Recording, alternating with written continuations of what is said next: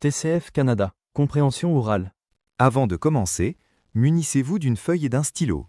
Mettez la vidéo sur pause, répondez aux questions, puis relancez-la pour découvrir les bonnes réponses. A. Passez dans la salle suivante. B. Posez vos manteaux. C. Prenez un billet à la caisse. D. Regardez bien ce paysage.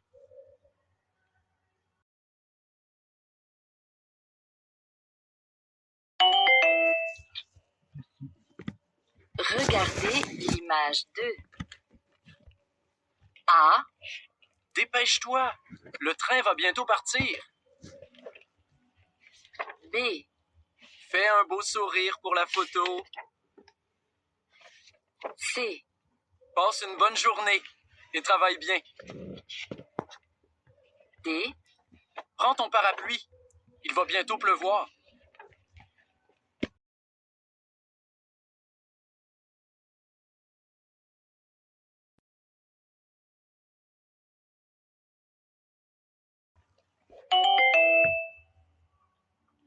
Question 3. Qu'est-ce que tu as pensé du match de football hier? A. Il préfère faire de la natation. B. Je ne peux pas, j'ai perdu mon ballon. C. Les deux équipes ont très bien joué. D. On peut le regarder ensemble.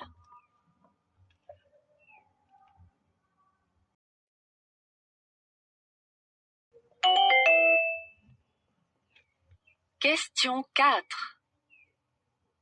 Où est-ce que je peux prendre un café pendant la pause? A. 2 €.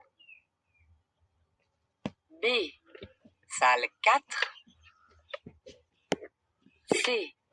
3 minutes. D. Un sucre.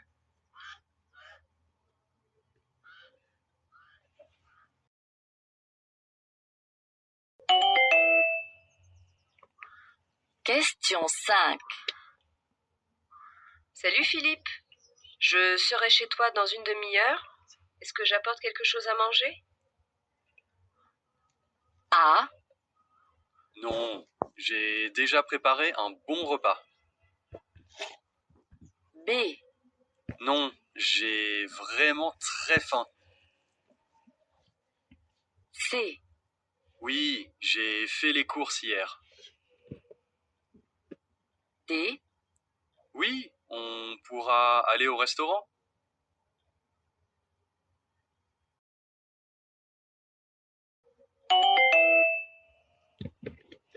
Question 6. Oh, des skis! C'est un super cadeau! Comment vous avez eu l'idée? A. On a demandé à ton frère. B.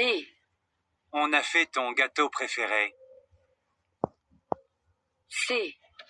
On a invité tes amis et ta famille. D. On a réservé une salle.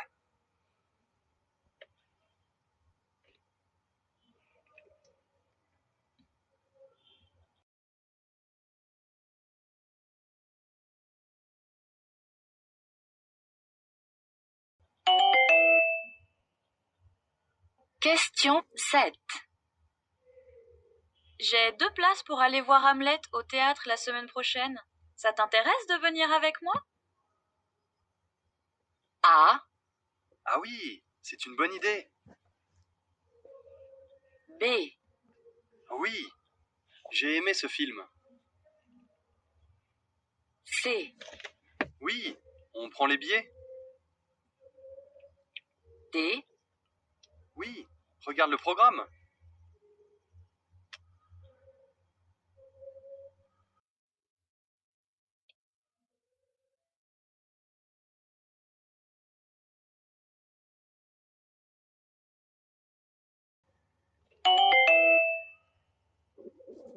Eh bien, Julie, qu'est-ce qu'il y a? Ah, je vais déménager parce que mon propriétaire veut vendre l'appartement et faire de gros travaux dans quelques mois. Je regarde les annonces sur Internet. Et tu as déjà trouvé un logement? Non, pas encore. Tu sais que Malika cherche un colocataire?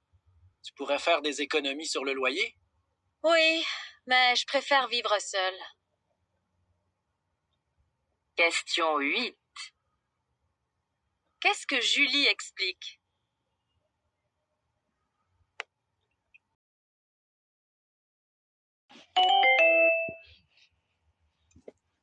Bonjour, je viens d'emménager à Marseille et je voudrais déposer un dossier pour m'inscrire à l'université.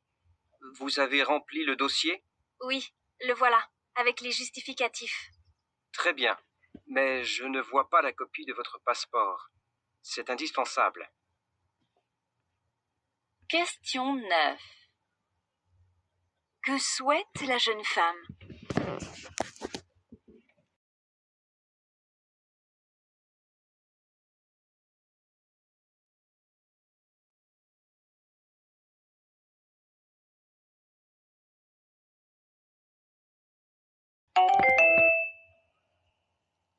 Madame, monsieur, avez-vous choisi?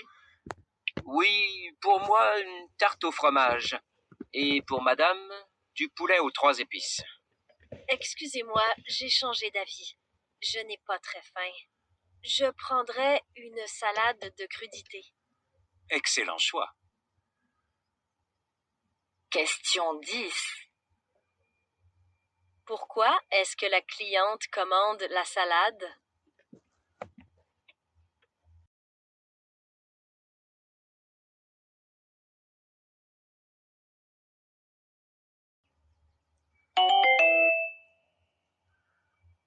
Association Vie étudiante, bonjour. Bonjour madame, je suis un étudiant étranger et je cherche un logement. Est-ce que vous voulez une chambre en cité universitaire? Non. Vous cherchez un appartement en colocation? Non, j'aimerais un studio. Bien. Je vous envoie des adresses de propriétaires par courriel. Question 11. Qu'est-ce que cet étudiant veut?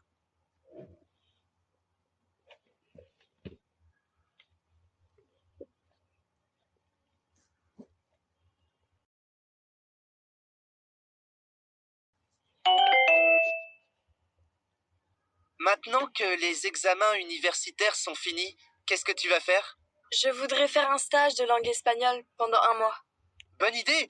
J'en ai fait un l'année dernière en Argentine. C'était super! Je ne veux pas aller si loin.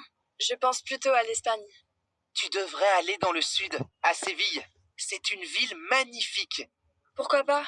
Mais j'ai un petit budget. Je dois voir si je peux trouver un logement pas trop cher. Question 12. De quoi parlent ces deux personnes?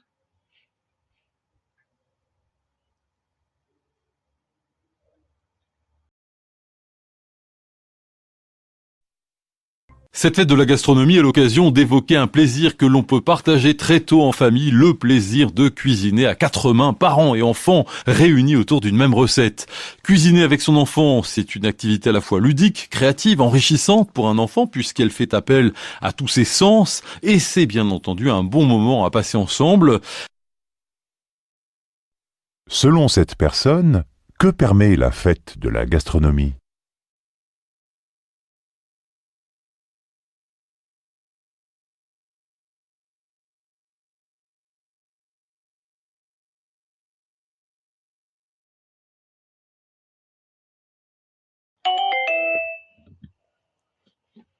Papa, maman, j'aimerais vraiment avoir un chat, vous savez? Oui, Sébastien. Mais avec tes allergies, ça va être difficile. On pourrait plutôt prendre un chien. Ah non, un chien, ça demande trop de travail. Question 14. Quel est le problème?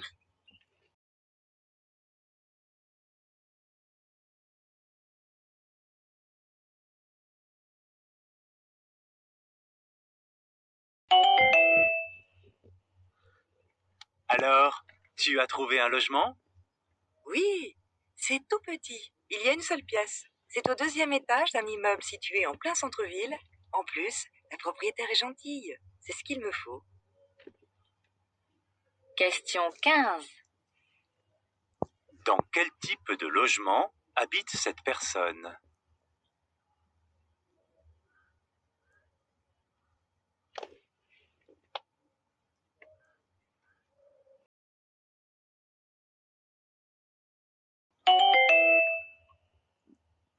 Bonjour Monique.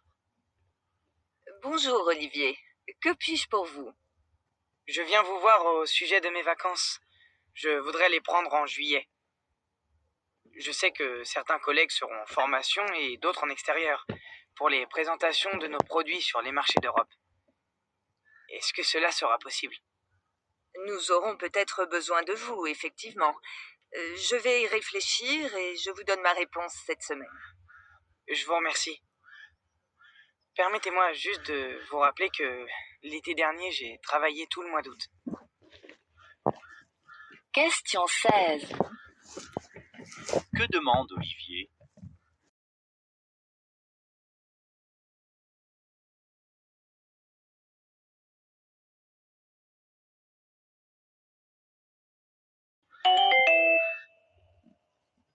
Allô? Pourrais-je parler au directeur des ressources humaines? Le directeur est actuellement en réunion, mais je peux lui transmettre un message. Je souhaite savoir s'il a bien reçu ma candidature pour le poste d'ingénieur. Je lui ai envoyé mon CV et ma lettre de motivation il y a 2 semaines et je n'ai pas reçu de réponse. Donnez-moi votre nom, s'il vous plaît, et je lui dirai de vous recontacter. Question 17. Quel est l'objet de cet appel?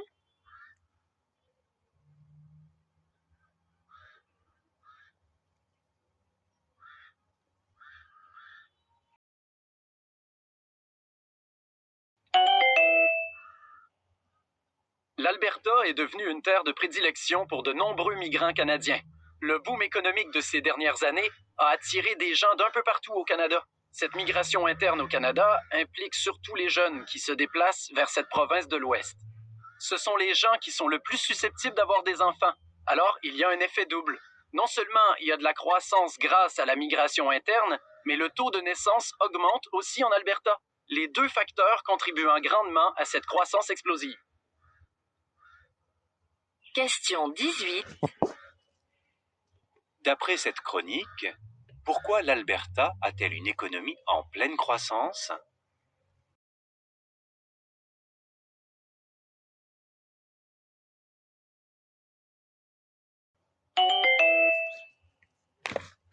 Ah, tiens, Camilo, tu es au bureau aujourd'hui? Tu n'es pas en télétravail normalement? Non, c'est seulement le jeudi. Et ça te plaît alors? Au moins, je ne perds pas de temps dans les transports et je me concentre mieux sur mes dossiers compliqués. Et puis, même si je ne suis pas là, je suis toujours joignable par téléphone et par courriel. Il m'arrive même d'assister à des réunions par visioconférence. Ce n'est pas très différent d'une journée normale. Question 19. De quoi parlent les 2 personnes?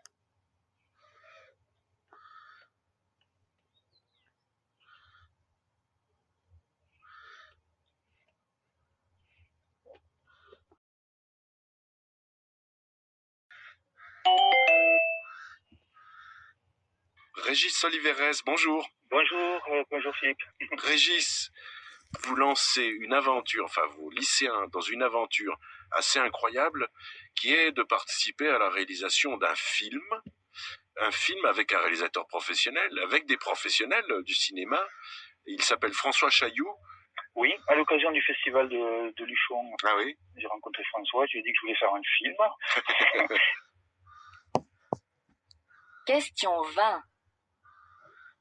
Quel est le projet de Régis Oliveres et de ses élèves?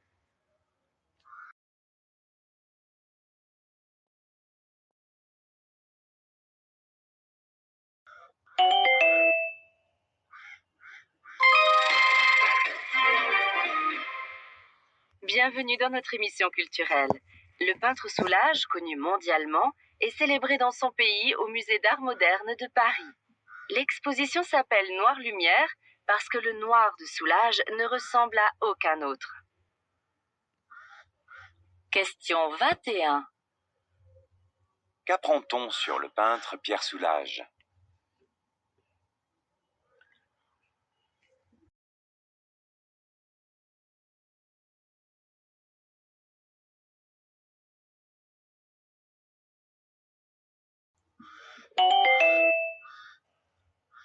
J'ai le plaisir de recevoir aujourd'hui Monsieur Daoulé, qui nous vient tout droit du Nouveau-Brunswick.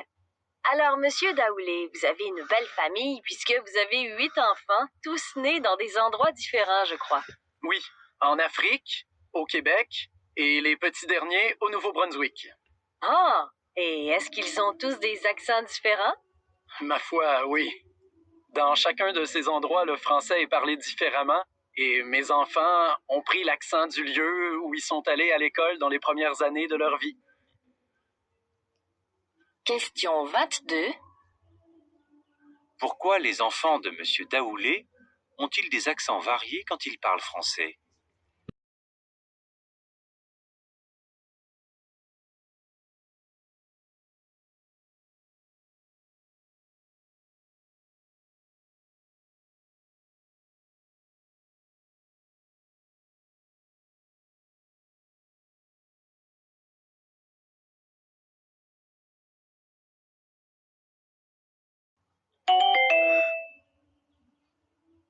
Je crois que les difficultés en matière de lecture ont des causes à la fois individuelles et sociales. Les parents, par exemple, parce qu'ils sont angoissés par l'avenir de leurs enfants, leur présentent souvent la lecture comme une obligation, une démarche indispensable pour réussir, et c'est une erreur, parce que la lecture est avant tout un plaisir. Un livre, c'est un voyage, une découverte, une aventure, et il faudrait faire découvrir la lecture aux enfants comme on leur fait découvrir la cuisine chinoise ou les jeux dans la neige. Et puis, les parents refusent aussi souvent à leurs enfants des lectures qu'ils considèrent comme mineures. Les bandes dessinées, par exemple, et ça aussi, c'est une erreur. Lire une bande dessinée, c'est lire, et ça permet souvent d'ailleurs de découvrir ensuite d'autres formes de littérature.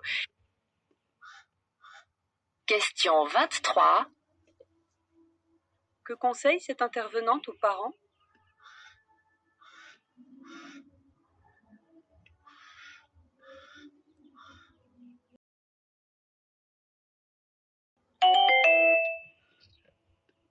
Chers auditeurs, nous allons aujourd'hui vous présenter Chantal Harvey, une franco-québécoise qui travaille au centre de service de Shawinigan et qui, tenez-vous bien, conduit un chasse-neige.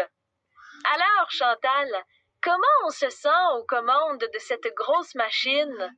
Je me sens parfaitement dans mon élément. Et votre chef, qu'en pense-t-il? Vous êtes satisfait d'avoir une femme dans votre équipe? Oh, j'en suis ravi. Elle a assimilé rapidement les manœuvres d'exécution et elle intervient efficacement aux endroits stratégiques. Même si elle s'y connaît peu en déneigement, elle a su tirer son épingle du jeu. C'est une personne courageuse. Et regardez comme elle est à l'aise aux manettes de cet engin.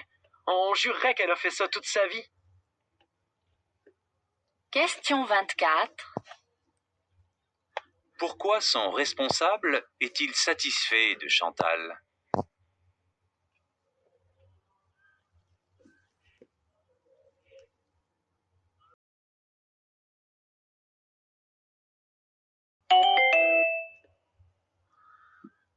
Vous êtes écologiste, vous êtes un environnementaliste à temps plein. C'est votre carrière, c'est votre métier. Tout à fait, j'ai ce plaisir.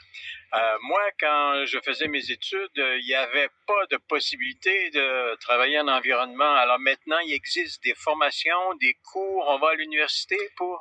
Tout à fait, il existe de très nombreux programmes. C'est assez fascinant.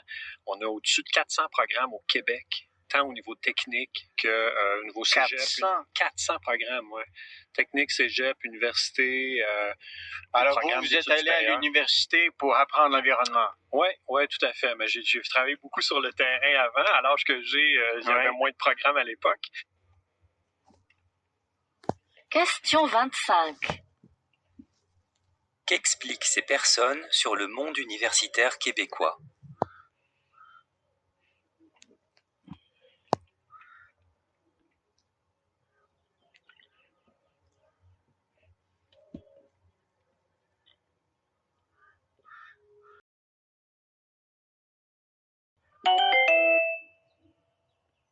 D'un côté, certaines personnes âgées ont de la place chez elles et besoin d'aide dans leur quotidien. D'un autre côté, certains jeunes ont du temps libre et cherchent à se loger. Alors, on en reste là ou on trouve une solution? L'Association de l'Or, à Rennes, favorise la cohabitation entre personnes âgées et jeunes défavorisés. Si vous voulez soutenir ce type de solution, rendez-vous sur fondationdefrance.org. Question 26. Que propose l'association présentée?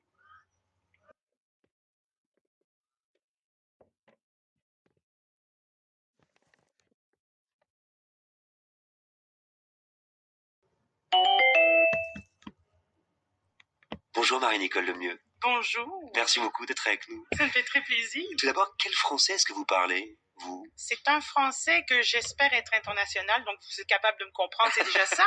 Mais disons aussi que j'ai la richesse de tout le patrimoine québécois, qui contient évidemment des mots anciens, très anciens qu'on a gardés. Comme là, présentement, nous ne discutons pas, nous jasons.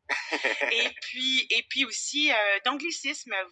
Le régime britannique a vraiment teinté aussi notre français. Question 27.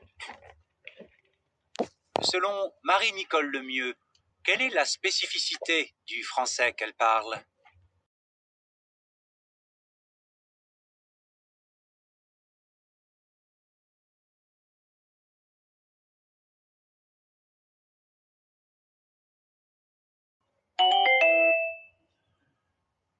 Je pense que le chef de département a raison. Il faudrait modifier la façon dont nous fonctionnons et redéfinir clairement les missions de chacun. Oui, je suis d'accord. D'autant que nous avons eu des incompréhensions entre nous ces derniers temps. D'après moi, elles sont directement liées au fait que personne ne sait précisément où commence son rôle et surtout où il s'arrête dans le projet. Tout à fait d'accord.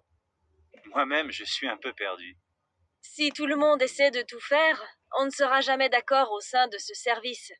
Sans compter que ça ne nous fait pas gagner de temps. Bien. Alors, mettons ça à l'ordre de la réunion d'équipe de demain. Question 28.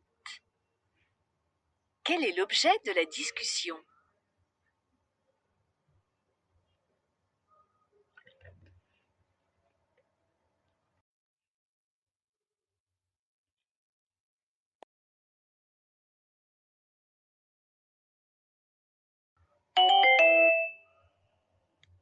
Parlons maintenant de l'enseignement à distance. Marielle Barrault, vous nous présentez un logiciel qui fait des fiches de révision à votre place, c'est ça? Finalement, vous voulez inciter nos auditeurs étudiants à se tourner les pouces. Ce n'est pas exactement ça.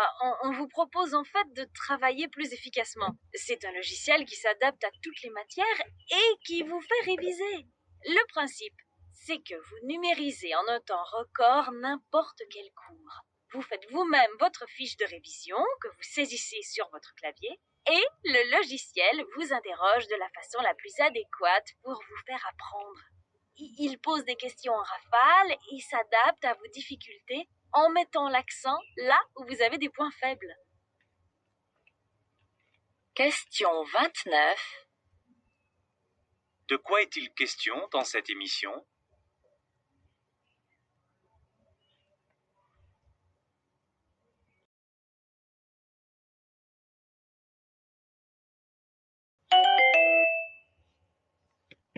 La vieille dame de fer dans tous ses états, ou comment les jeunes sans complexe se sont mesurés à cette forme unique qu'est la Tour Eiffel.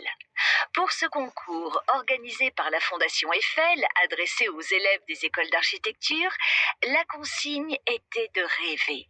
Concevoir un édifice de très grande hauteur sur le Champ de Mars à Paris, à distance, accolé ou à la place de la Tour Eiffel. 3 étudiants suppriment donc carrément la tour. À la place, ils y construisent un aéroport vertical ou creusent un puits de lumière avec de vastes plateaux. D'autres choisissent de la rendre habitable en comblant ses vides par des baies de couleurs ou la dot d'un jardin suspendu. Question 30. De quoi traite ce reportage?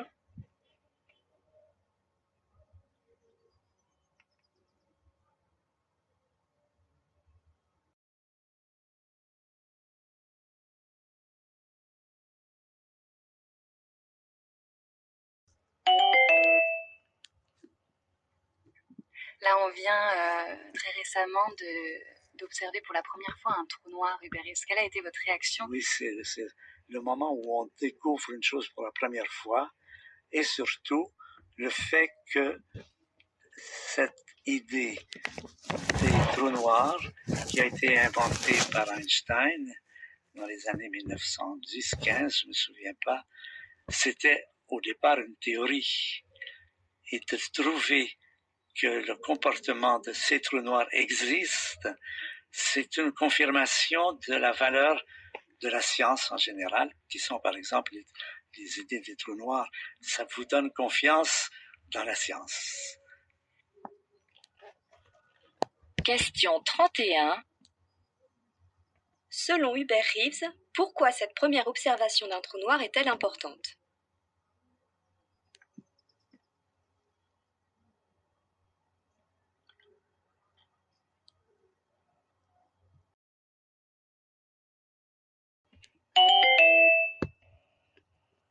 C'est au cours de cette réunion internationale qu'un premier accord a été trouvé in extremis entre les deux pays, et de nouvelles négociations commencent aujourd'hui. Mais sur le fond, rien n'est encore fait. En effet, il aura fallu 2 jours de négociations marathon pour parvenir à accoucher de ce document conjoint. Cela marque donc le début d'un processus, mais il faut rester prudent, car c'est maintenant que les choses démarrent réellement. Alors, amorce d'un processus de paix ou conférence symbolique? La secrétaire d'État a d'ailleurs précisé hier soir que l'échec n'était pas une option. En fait, on n'est pas encore rentré dans le vif du sujet. Beaucoup de points n'ont pas encore été abordés et n'ont pas été détaillés dans le document conjoint, car les deux parties n'ont pas réussi à se mettre d'accord sur la formulation. Question 32. Pourquoi la journaliste reste-t-elle prudente?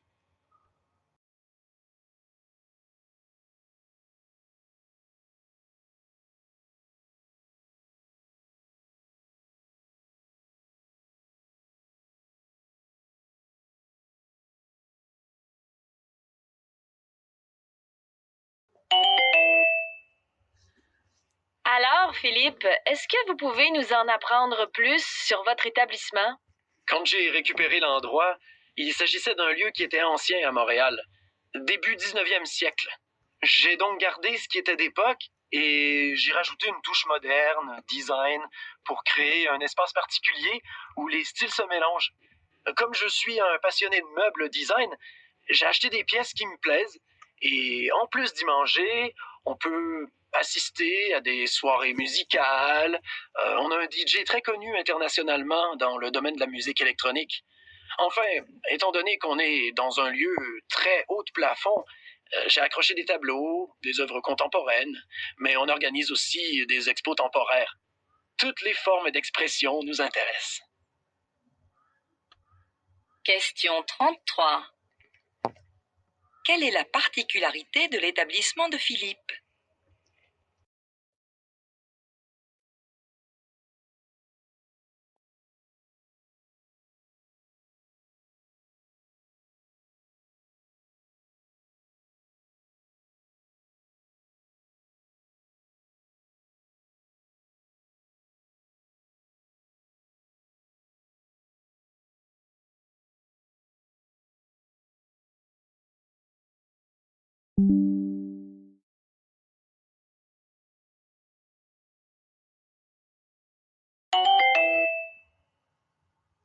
Internet pollue. Cette technologie consomme aujourd'hui 10% de l'énergie mondiale et cette consommation augmente d'année en année. Depuis 2013, elle a doublé. Alors, pour enrayer ce fléau, une application a été créée afin de nous inciter à mieux utiliser nos smartphones car chaque geste compte. Comment se présente-t-elle cette application? Eh bien, comme pour mieux se faire entendre, Mathilde, elle prend la forme d'un assistant vocal dont le but est de nous aider à revoir certains de nos réflexes. Et quel est le principe? Le principe n'est pas d'utiliser moins son smartphone, mais mieux. L'application Plana va donc scanner l'activité de votre téléphone. Elle va en dresser le bilan afin de pouvoir en tirer des conclusions et le rendre moins énergivore. Question 35. Quel est l'intérêt de l'application Plana pour les usagers?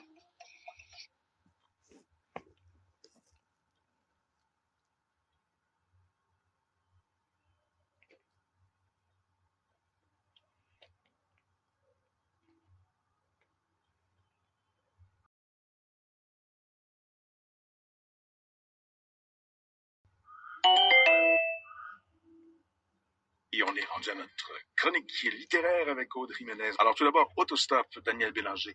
Alors on a affaire évidemment donc à un musicien, guitariste aguerri, mais Daniel Bélanger c'est d'abord un compositeur, c'est l'auteur de ses chansons et c'est ce pan de son travail qu'on retrouve ici. Pour la forme du récit, on a d'ailleurs cette présentation là que l'on trouve dans les jaquettes des CD, là vous savez, le texte qui est centré au milieu de la page, donc on a des renvois à la ligne à chaque nouvelle strophe. Ici c'est la même chose. Hein. C'est la partition que j'aimerais voir. Ce format, quoi, c'est une nouveauté chez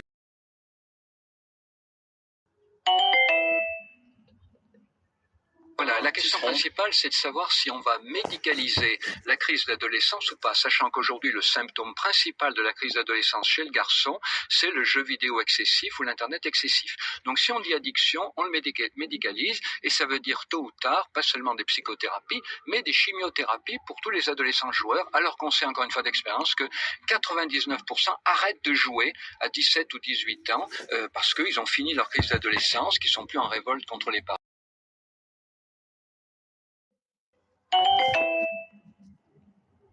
En Grande-Bretagne, quand un consommateur achète un produit défectueux, il a le choix entre la réparation, le remplacement ou le remboursement. En Allemagne, c'est le commerçant qui décide pour lui. Eh bien, la Commission européenne veut mettre à plat toutes ces législations et proposer des règles communes en matière de protection des consommateurs.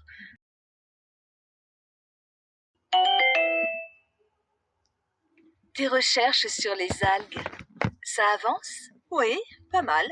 Mais tu étudies quoi au juste? Leur système de reproduction. Dans un milieu aquatique, le vent ou les insectes ne jouent évidemment aucun rôle. En fait, ce sont des petites boules au bout des tiges qui se fondent et attirent les cellules. Et à quoi te serviront ces découvertes? Par la suite, on pourra multiplier ces algues et les utiliser dans la composition des produits pharmaceutiques. Question 39. Que cherche à étudier cette personne à propos des algues? Si cette vidéo t'a apporté de la valeur, pourquoi ne pas te donner toutes les chances de réussir? Le pack complet de préparation est disponible. Merci de remplir le formulaire en description. Pour recevoir plus de vidéos, n'oubliez pas de vous abonner, aimer et partager.